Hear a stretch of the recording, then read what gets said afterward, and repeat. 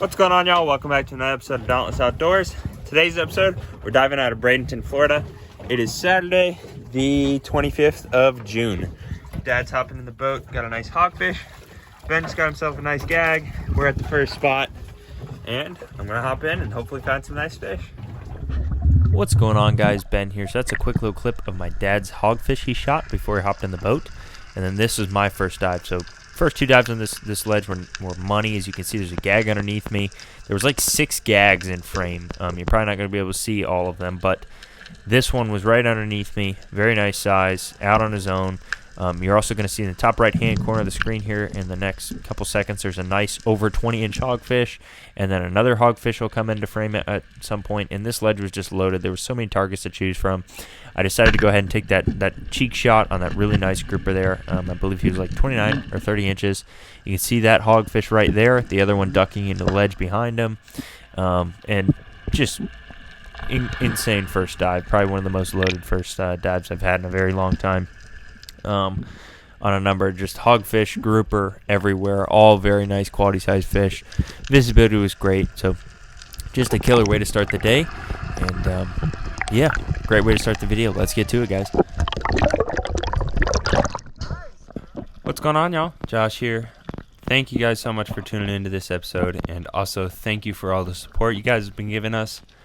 Channel's kind of really blown up recently, and it makes me pretty happy with all the hard work we've put into it. So just want to quickly say thank you. But as you see here on this dive, I'm going down to the bottom, just checking the area out, and there's a pretty nice hogfish right there that just turned in front of me. And this was my first dive of the day after my dad and brother just got a pretty good fish there. So I was pretty confident I was going to take the shot on him, but I was seeing a couple nice gags, and I saw that they were swimming up under the ledge. So typically when you see that, that means they're not going anywhere. They're just in the area. So as you see, I turn around to this hogfish that's just swimming out in the open, and I'm like, you know what? I think I'm going to take the shot on this guy. So turn around, fully line the gun up on him, and he's really obviously not paying attention. Get a perfect stone shot, and he doesn't go anywhere. Swim over there, obviously, gotta go grab the fish, make sure the shaft doesn't get stuck or anything like that, and head on up to the surface. First good fish of the day.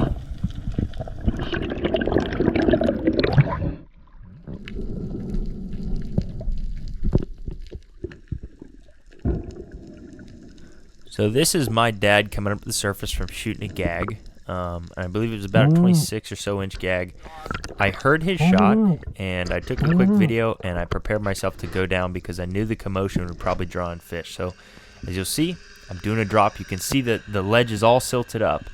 So I'm dropping down. I'm looking for possibly hogfish or anything that rolled in, and I kind of wanted to get a crack at that big hogfish I saw in the beginning.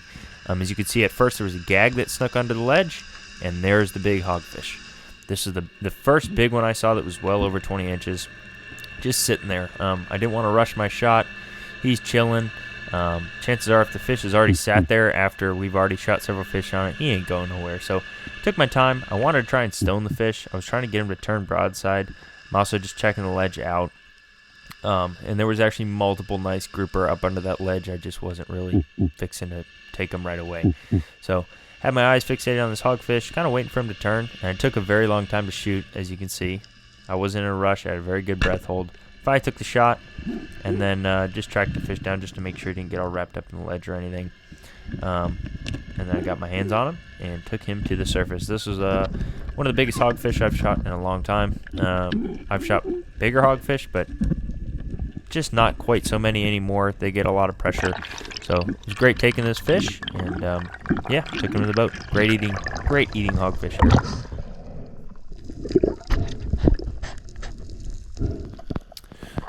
So Pops just got that nice gag, and Ben just got a pretty good hogfish there. So now I'm headed back down to the bottom, and as you see, there's a hogfish right there, and he's not like giant or anything. He's probably about 16 inches.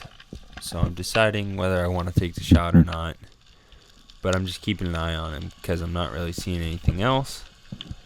And he's kind of giving me a super easy shot. So I decided I was going to take the shot right about here. But I didn't want to shoot that new shaft up into a ledge and just dull the tip for no reason. So I kind of just wait for this fish to give me a really good shot.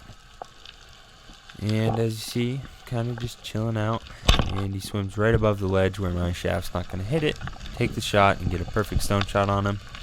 We're only in about 55 feet here, so it's not any crazy diving or anything like that, but it is pretty fun. So swim over there, grab my shaft, and head on up to the surface. Got my second fish of the day.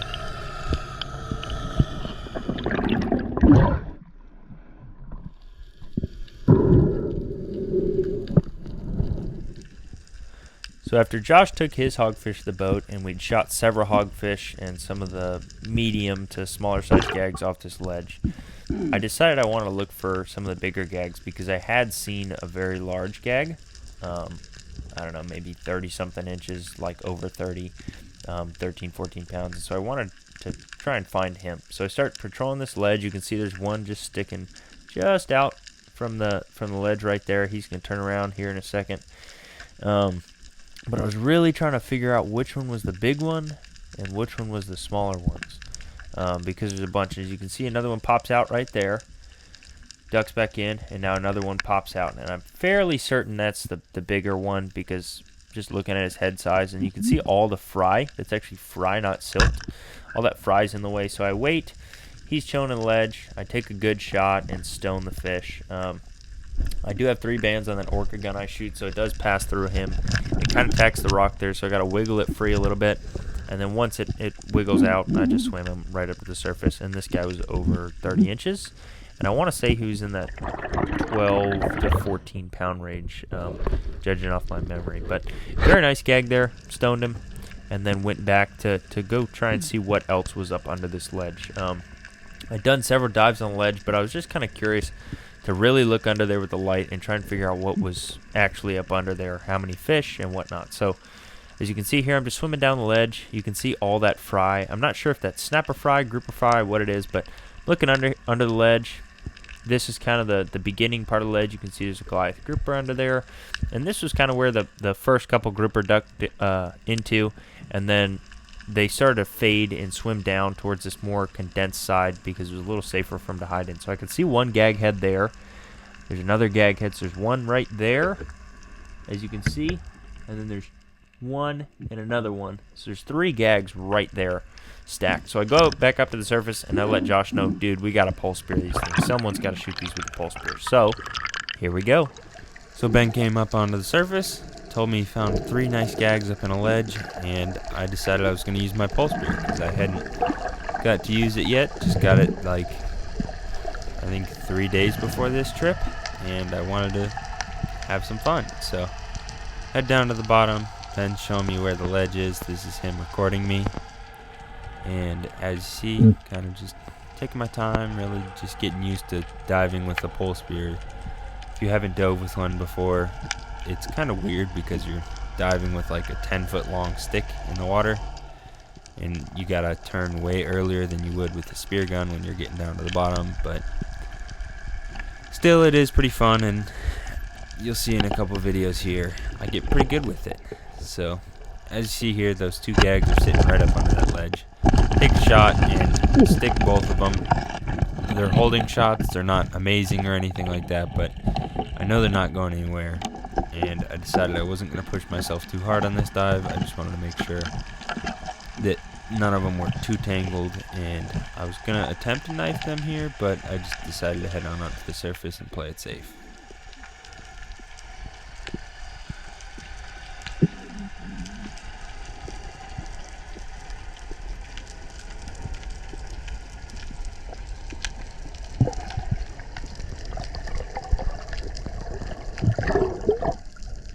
No. That's 2 on there. So as you see here, breathing up and heading back down to the bottom. We know there's 2 gags stuck up under this ledge, and I got a pole spear. So there's 3 things that need to be retrieved.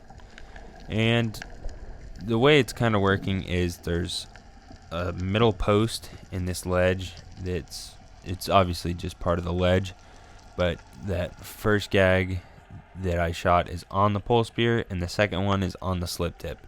and the one on the slip tip swam around the post, so he's kind of all tangled up in there. And if you've ever had to deal with pulling a fish out backwards through a ledge, it typically doesn't go so well.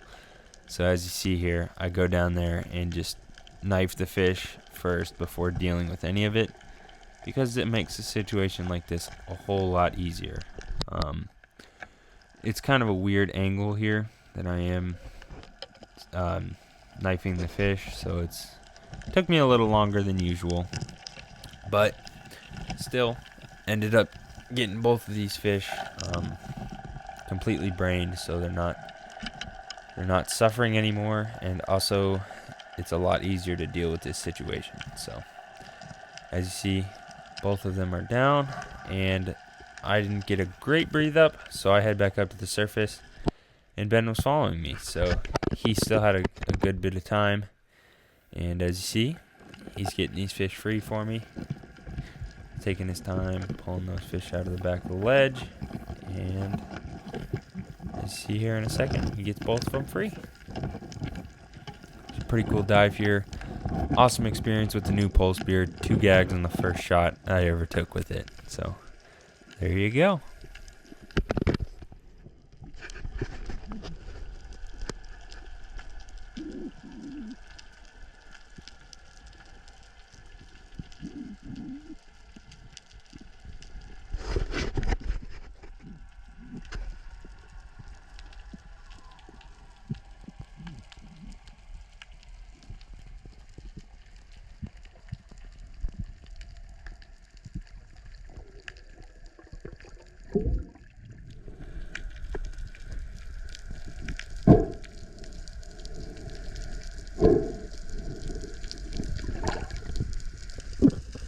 So, after Josh secured those 2 really nice gags on the pole spear off the ledge, we decided to move on and check out a new number.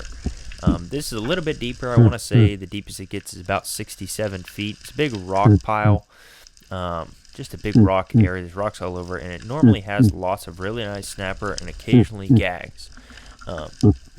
So I'd already done a good bit of dives here, and I'd seen a bunch of the better snapper. But what happens is they get a little wary, especially when the visibility is decent. I'm working with maybe 25 or so, maybe 30 foot of viz here on the bottom.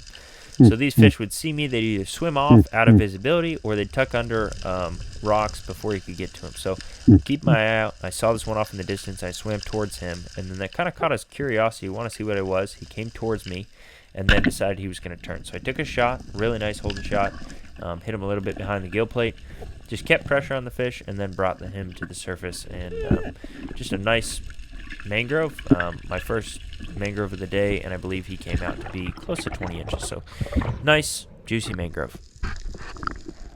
So after Ben got that snapper, we kept on moving. This is a area we've dove a good bit, and you've seen it in our past videos if you've watched them before. We call it the dump site, and as you see, heading down to the bottom, the viz is a lot better here. It's probably about 50 foot of viz, which is pretty insane for where we're diving. We had about a 2-month window here where the viz was amazing, and this is during that. So as you see, just laying on the bottom, doing my typical hunting style, kind of hidden by some rocks and stuff.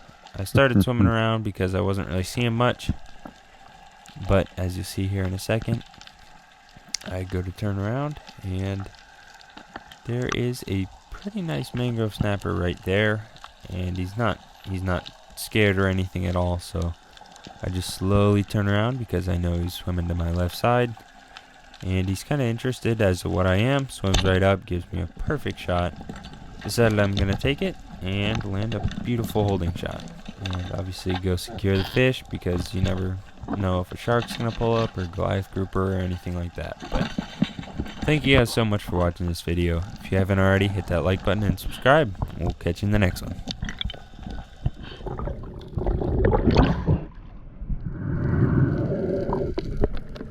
Just got back to the house, got a bunch of nice hogs, mangs, and gags. Thank you guys so much for watching. If you haven't already, hit that like button. We'll catch you in the next one.